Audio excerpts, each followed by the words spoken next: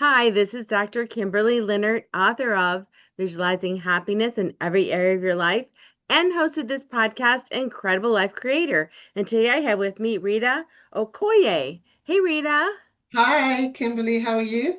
I am good. It's so Hi. nice to see you today. And Thank you for inviting me. yes, and we both love talking about happiness. So this will be a wonderful conversation. Yes, I'm looking forward to it. So yeah, so people know you. I'm going to go ahead and read your bio. Right. So, Rita Okoye, fondly known as RiRi, is an event marketing powerhouse and passionate well-being advocate on a mission to help people thrive at work and flourish in life. Her journey began at the BBC, where she spent 8 dynamic years orchestrating marketing campaigns. And then she worked for global brands like JP Morgan, Bank of America, and she is also a certified happiness coach and host of the Happiness Growth podcast. She's Yes. deeply committed to championing workplace well-being. Rita delivers transforming talks, coaching, mentoring, and well-being programs that blend smart strategy because success should never come to the cost of our mental health. That's right. Yes, yes. Just you've done a lot of things. I I know so have. people can know you. Tell us Right. your story. All right. I don't know. I'm just thinking where I start, but I think I'll talk about where my story started with happiness. And it was actually a bit of a sad story because it was when my father passed away in 2016. He went to sleep and he didn't wake up. And so, it was a big shock. And after the grieving, I realized that life had to be intentional. And my dad was always a happy, charming man. And I just thought to myself, how can I maintain his legacy? What can I show the world about myself? And that's where, that whole idea of happiness started. And I also realized that with life is always, you always have your ups and downs. And I always felt that when I was going through, certain challenges, I would really go down and I wouldn't know how to pick myself up. So that's again where I started exploring the whole idea of happiness and realizing that it wasn't a destination that I was going to get to, that it was actually a journey. And, in terms of media, and I've been in the media for a long time, like I started my career in the BBC, and I've always liked sharing knowledge as well as learning. I'm a lifelong learner, so I'm always trying to find the latest things, whether it's AI or whatever it is. But yeah, I'm always trying to learn. And then when I learn, I like to share. And that's Abs- just a bit about me. So when you were growing up and people say to you, what do you want to be when you grow up? What did you tell them and where did you end up? I wanted to be like Diana Ross. She was my, like role model back then, I'm coming out. So I thought that I wanted to be on TV and I wanted to be either Diana Ross or Oprah Winfrey, So in my mind growing up, I was like, I want to be on TV. I want to show the world. I can't sing. Talking, yes, I can talk. So, that was what that was my childhood thing. And I was always an extrovert. If my dad said to me, "Re dance," I would dance in front of family and friends. I've always been that child that's just not being shy to sort of show up in public. And I did actually, fun fact, I did go to a drama school. It was called Barbara Speaks. It's closed now, but it was a famous drama school in West London. So I did go there for a short time. Yeah. That is wonderful. And then, you went through school, probably went into college. Yes, Yeah. university. And then when you came out, Yeah. there was no TV roles or what happened? Yeah, so I started applying to for TV roles and I found myself in a publishing firm. And that's where I got into events because in the publishing firm, they put me in the marketing department. And then we started to do different things like party nights. And I thought, God, do people get paid to do this? And then that's how I found myself in events and marketing. And I did go to the BBC, as I mentioned, but it wasn't in TV, it was in marketing and events. And because it's such a people industry, I was happy there. And throughout my career, I've always found myself in events or marketing. Yeah. Yeah. So what is it about parties, events that gives you that spark, that light that like Yeah. excites you? I feel like it's the creative energy, and I feel like I liken myself to an architect because my husband actually is an architect, and I feel to myself that you have a flat surface, and you have all these creative ideas that you can bring together, and then by the time you build everything up, the day of the event, it's just that building up of something magical, and then just seeing that people are satisfied most of the time with the event. That just really gives me a buzz, just the building of it, and then the end result and then taking a step back and going, I've done it, yes. So yeah. Yeah, yeah, that Mm. is exciting. And how do you build an event that people talk about years later? Gosh, there's just so many things, but I feel like first you have to have a buzz. There has to be a buzz about the event, and you have to sort of do your market research, especially with corporate events, because you're not just with corporate events and social events. I've done both of them. Social events is all about creativity, and I've done things like there was a Wild Wild West themed event I did for 1,000 staff once, and everybody, in the company, they all dressed up in their cowboy outfits and everything. They were doing line dancing and all of that. So I know that even this happened like probably 8 years ago, but I know that today the company is still talking about it. So it's just, I feel like with events, social events, you want to give your audience something that they can be involved in, so that dressing up and going to an event where you're dressing up, you're bringing people together to connect. And it's kind of similar with corporate events, but with corporate events, it always starts with an objective. So you've got to have that objective in mind and think to yourself, what does success look like? So success could be like an evening where you're inviting your guests and you have like a thought leader talking to people, or it could be a conference where there's lead generation and you've got a product and you want people to buy that product. So, but at the end of the day, it's always about bringing people together to connect. Yeah, I was thinking about that. I was thinking about the dressing up part and then the corporate, and I'm like, do you actually get corporate people to dress up? Right. Yeah. If it's a good theme, cowboy, Maybe Yeah. for a Halloween party or something, but maybe not other times, right? Well, this is end of year party, so people do tend to let their hair down during Uh-huh. end of year. So yeah. Oh, that's really Yeah. exciting. So Yeah. what about if someone wanted to have a personal event, like Yeah. with family and friends? How do they make that really, really fun? Everybody's personality type is different. I've hosted so many different events from, milestone events to weddings, different type of weddings. So when I'm talking to my clients, I'm really trying to understand their personality type. I mean, I come from a background, Nigeria, where we do big weddings, colorful weddings, But even with that, there are some people that don't want the big wedding, they want the intimate wedding. For my wedding, I had a West meets East in terms of like where I'm from. So I was born in the UK, but my background is Nigerian. So for my wedding, I had a white wedding where I wore the white traditional dress. And then my husband, because we're from Igbo background, he wore all the traditional Igbo outfit. And so even though it was in the UK, it was a mixture of cultures, but our dual nationality. And that is what we are because we were both born here. We both lived in Nigeria. And so it was a mixture of all those roots. So when I'm doing an event, I'm always looking at the personality of the person and what it is that they want for their event.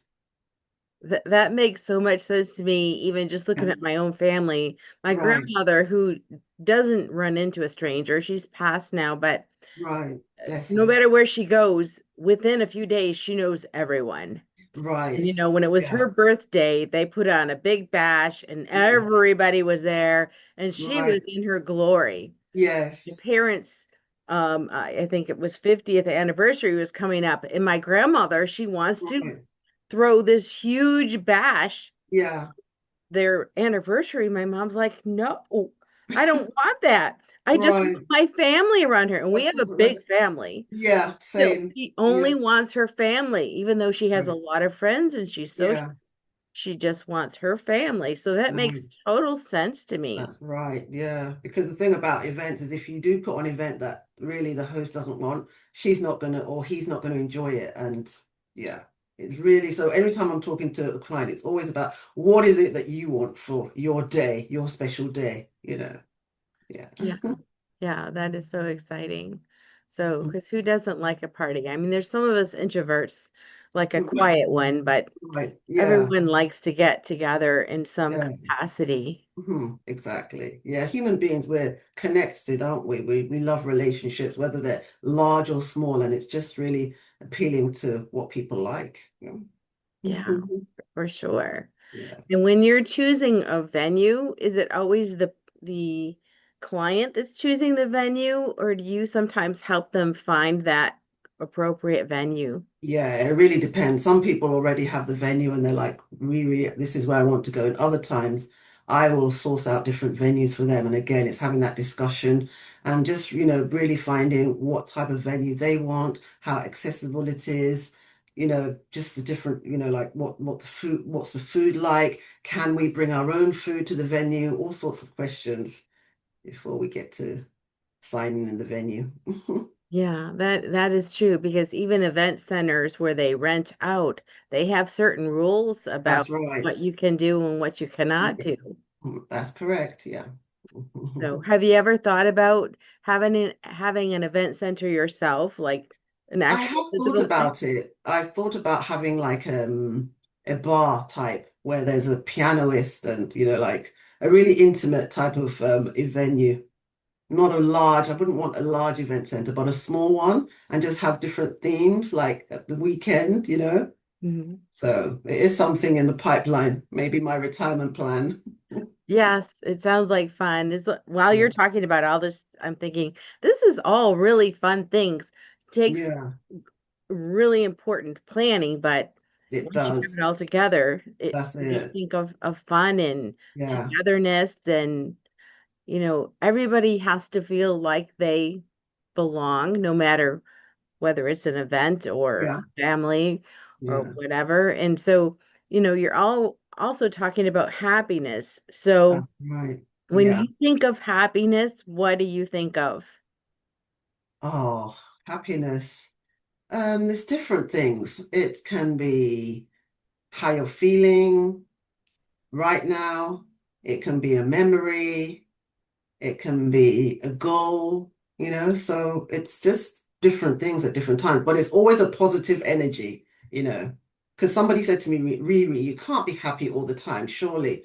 And I say to them that happiness is an emotion like everything else. And I don't say to my clients, I can I can make you happy all the time, or you should be happy, because that's not realistic. But it's just that intention. Yes, life happens. I will get sad. Like, for example, I used, the example of my dad. It was a really stressful time. But at the end of the day, my dad wouldn't want me to live my life in, like misery for the rest of my life because he's no longer here. So what I can do is take from that, think about the memories I had with him, smile when I see videos of him. It was actually his belated birthday the other day, and I got out a video of him. He was talking on my birthday, and that just brought so much memory, and I was so happy just watching that clip. So it's really just being intentional about staying positive in life because, as you know, Kimberly, there's so many things out there, aren't there, that can just make us so down and depressed, but it's just pulling ourselves back up and saying, no, this is not how I want to live my life. Mhm. And do you have any tools or things you do to help yourself when you get in those situations? Because I know I do. I was a single Yeah, parent, and I'm like, I cannot be sad or upset, or I can't be that way because I have three yeah. little kids to take care of. Right, yeah, yeah. So one of the things I do in stressful situations is just that thing of taking a deep breath, just being centered and like with event planning, so many things can go wrong and instead of getting stressed, I just take a step back and just breathe.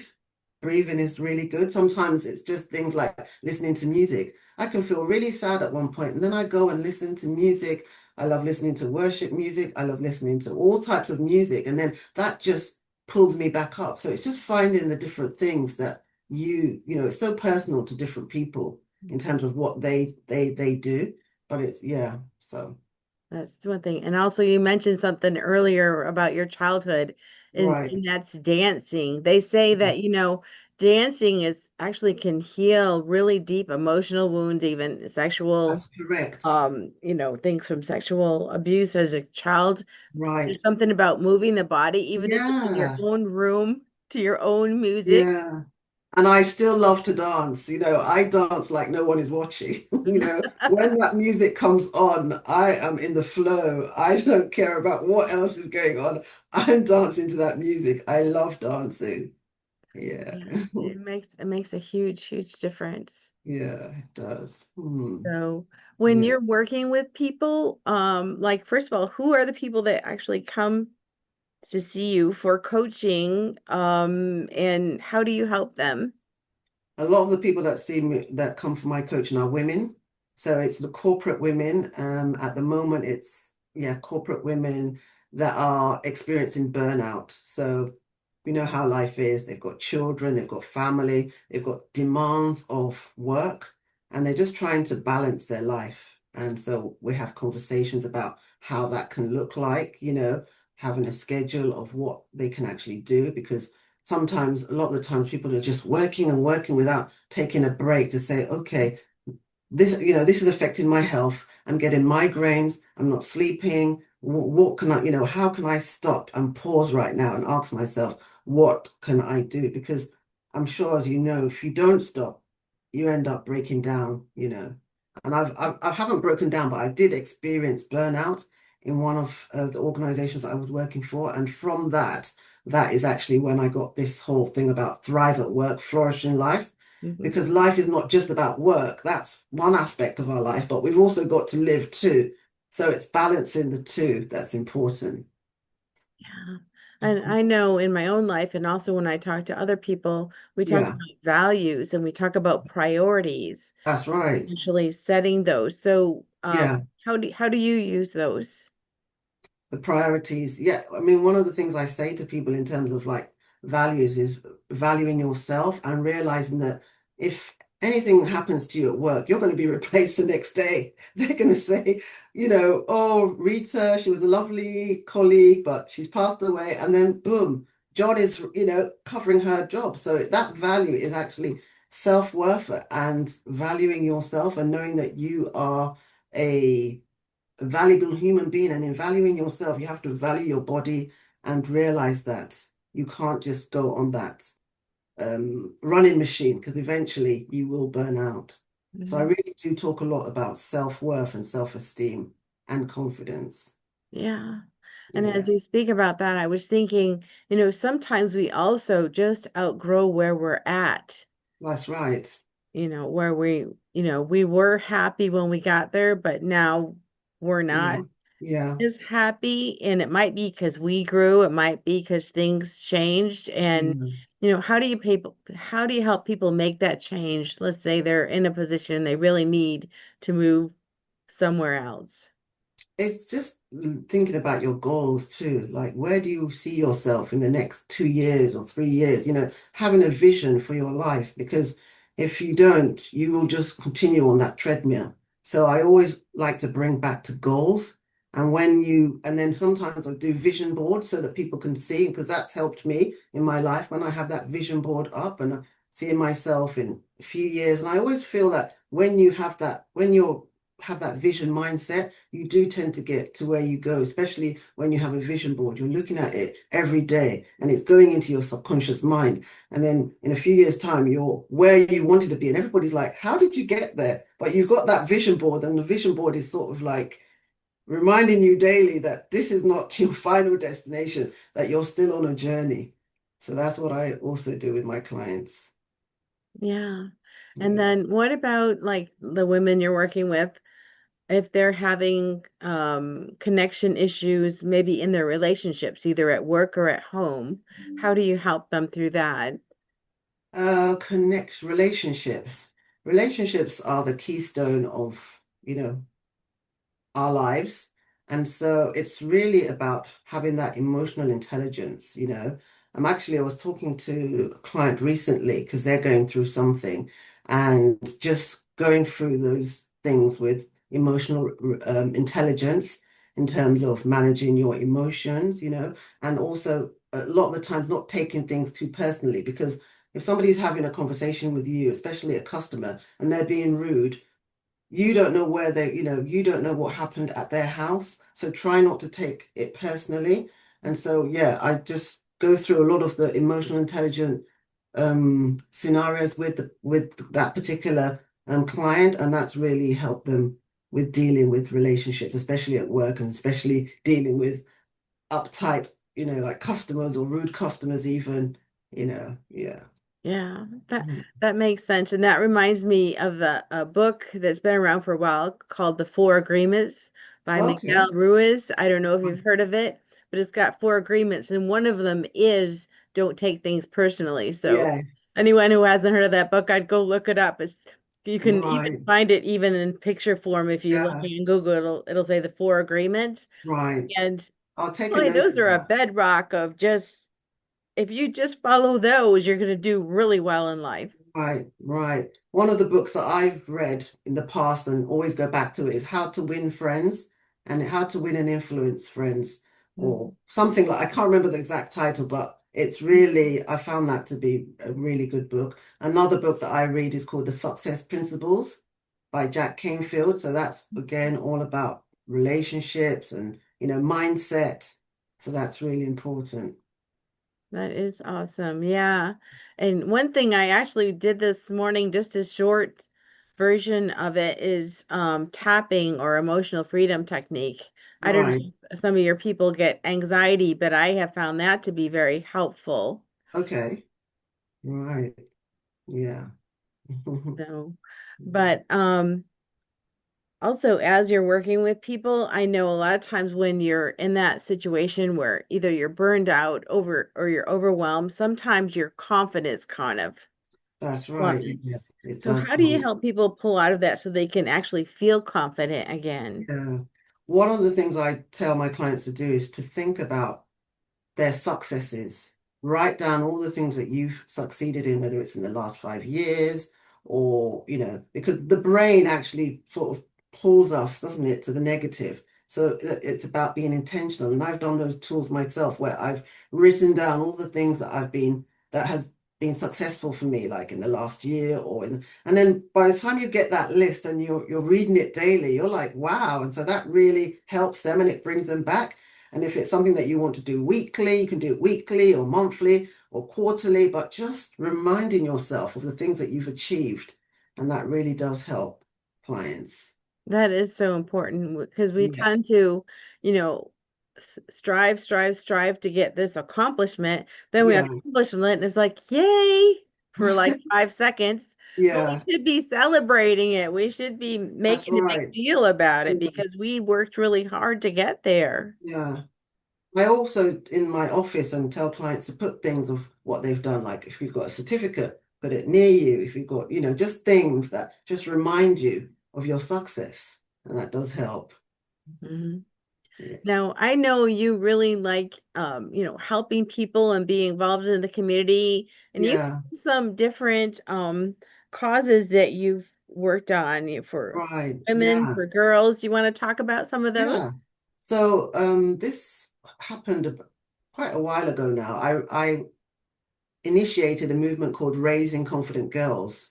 And it was a time when my daughter was a teenager. She's an adult now, but at the time. And so I was having conversations with her about her confidence and, all of that. And so I just started a movement. And before I knew it, so many other women, this was a Facebook group to start with. And then we created sort of like an initiative.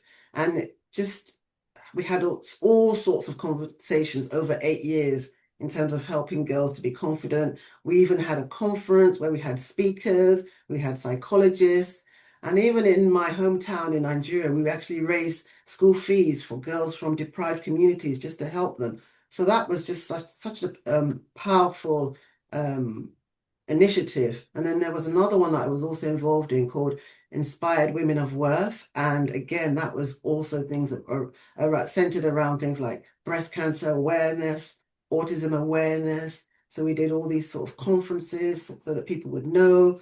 We even did a Zumbathon at one point. So yeah. And then during COVID, I did so much because my creative energies came out during that time, and I decided to do things like all these different challenges to help people with their confidence, even if it was coming on live to talk to people about, some expertise, some knowledge that you had. And I had people at the time like, oh, I don't want to go on live, and I would just go through the techniques with them. And before you knew it, I had a lot of creators that came out from that season that went live. So yeah, and then there was another time that I did a movement called the Confidence Revolution. So it was workshops where I had adults, because even though we're adults, we do get in seasons, syndrome comes through, and just life happens, and it can knock your confidence. And so different people came to these workshops, and yeah, they got value. So I'm Yeah. always looking for different workshops to do, and just yeah, share my knowledge, because as I said, I'm a lifelong learner. And so when I learn, I want to share with others. Yeah. What are you excited about right now that you're learning? It's the Thrive at Work, Flourish in Life, where I'm helping women, well, not just women. At the moment, it's women, but could be women and men.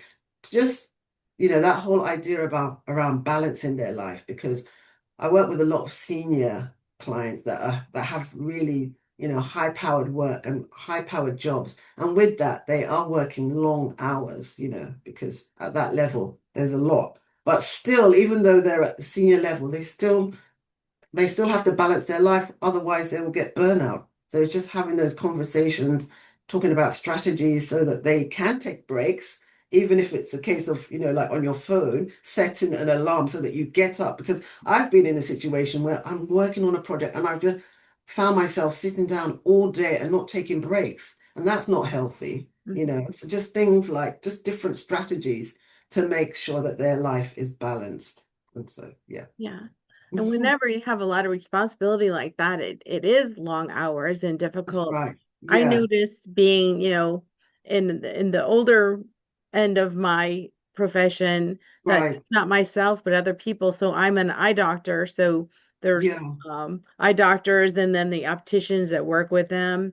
And right. what I've noticed is a lot of opticians who were managers their whole life, they Okay. were stepping down and they're just coming in and just going to work as a regular Right. worker, and they're letting the Yeah. younger people do the management because it does take a lot of It's a energy to be toll. in those high positions. So they're actually Yeah, stepping down because they come in, then they enjoy their life and they don't have the stress of it. that's right. That's right. Yeah. It does take a lot, impact on your body if you are not taking those breaks or just managing your health. I know a lot of people now that are going through things like high blood pressure, all sorts of things related to burnout. So it's just having those conversations and reminding people of their value and reminding them that you only have one life, so you've got to take care of yourself. Exactly. And one body. I mean, these bodies only take Yeah, so much. I know the days that I go into the office at my lunchtime, I go to the park and walk. that's right. Yep, that's it. So Yeah, you have to take those that yeah, time for yourself, no matter how short of a time it is, even a 10-minute break to yeah, breathe or yeah. I mean, some organizations I know, they do have wellness initiatives where they do things at lunchtime. But I think that even though some of those initiatives are great, I feel like you have to get to the root of what is causing the burnout, because you can have all the, lunchtime activities, but if colleagues have too much work to do, they can't even attend those initiatives. So there's a real conversation around workload too for people that are dealing with burnout. wow. And when you talk about that, I think that's a hot topic. It is a It's a hot topic. very hot topic because I've Yeah, worked in places where there should be four people working and they only have two people. this is it. And This I'm is it. thinking, why do they only have two people when it's at least four people should be here? Yeah, that's correct. Yeah. I mean, one job I was doing, I felt like I needed a team, and it was just me. And I was like, I remember my husband, I was working till midnight. It was like, what are you doing? I said, I've got deadlines. But it was just a case of in that position, there should have been more people working on that job. So these are conversations too that one needs to have with, like organizations in terms of their staff and why the staff are getting burnout. Yeah. Makes sense. Hmm. So, if people wanted to connect with you, where do Right. they find you? Where do they find your podcast? Yeah. What services do you have available right now? And I know you've written Right. some books. Yes. So everything that you'd find about me is on my website. I have a website called RiRi.Okoye.com. So RiRi.com. And right now, at the moment, I'm doing speaking engagements for corporations. So I'm going to organizations and just talking about this whole thing about thriving at work and flourishing in life. So if you're an organization and you need that for your staff, then check me out on my website. And then I'm on LinkedIn as Rita Okoye. I think I'm the only one with Rita Okoye. There are other Rita Okoyes, but I think my name comes up first. So I'm on LinkedIn too. Yeah. Awesome. Well, now I have a personal question for you. Right. What gives you the most happiness and fulfillment in your life at this point?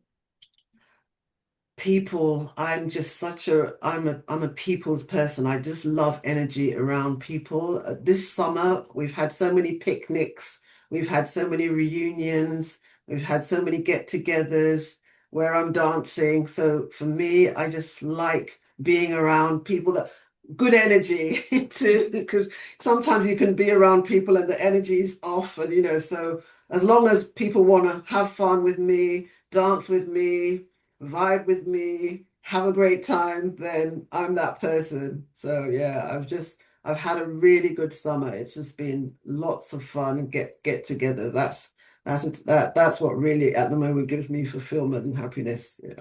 That's beautiful. Thank you so much. And thanks for Thank being on the you. podcast today and for sharing all your stories and being Thank you very so much. vulnerable.